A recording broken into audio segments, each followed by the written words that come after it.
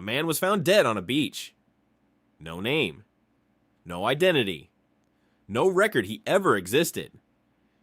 And 75 years later, we still do not know who he was. Stop what you are doing. Because this is not just a mystery story. This is the case that has defeated the world's best code breakers.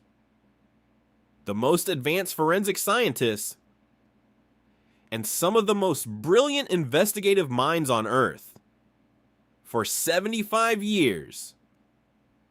And counting. Stay with me, because by the end of this, you will not just be shocked by what happened. You will be unsettled by what it means. Let's go back. December 1st, 1948, Somerton Beach, Adelaide, Australia. A beautiful morning, people walking, families relaxing. The kind of quiet, ordinary day that you forget by evening. And then someone noticed him, a man, lying on the sand, perfectly still. At first glance, nothing seemed wrong. He was well dressed, a nice suit, polished shoes. His clothes were clean and pressed. His hair was neat. His hands were clean. He looked like a man who had simply fallen asleep watching the ocean, except he was dead. And that was only the beginning of the strangeness. When investigators arrived and searched him, they found nothing. No wallet, no identification, no documents, no keys, no money, nothing that could tell them who this man was. But here is the part that changed everything. Every single label on his clothing had been carefully removed. Not torn off, not fallen off. Removed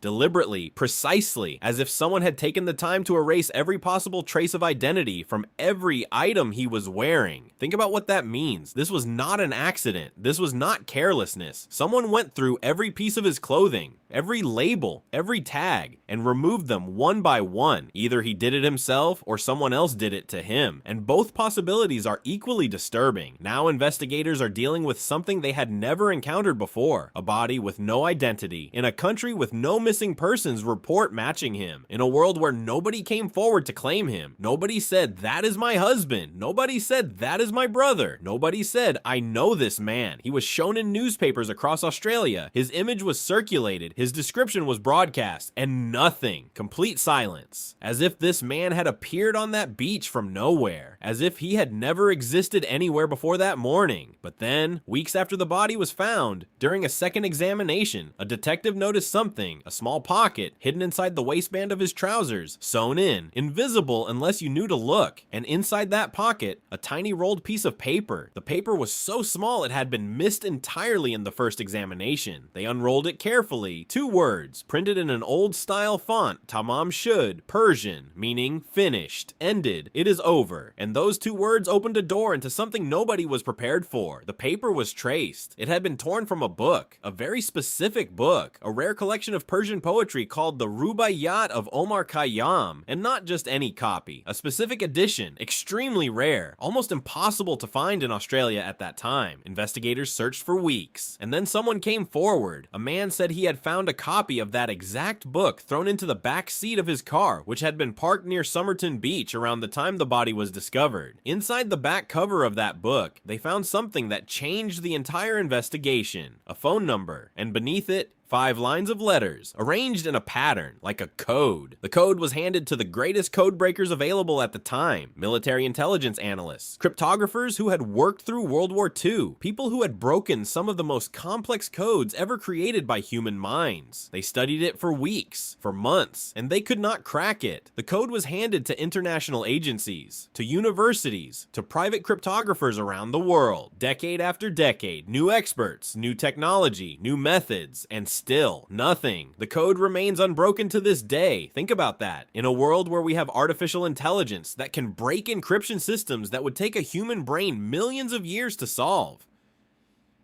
This handwritten code on the back page of a poetry book found on a dead man with no name has never been solved. Now investigators followed the phone number. It led to a woman, a nurse, living nearby. When they showed her the book, her reaction was strange. She did not say she recognized it, but witnesses later said that when she saw the photograph of the dead man, she went pale, almost fainted. She recovered quickly, said she did not know him, and gave very little else. But investigators noticed something. She had given a copy of that exact rare book to a man she knew some time before the body was discovered, a man who had since disappeared. The con is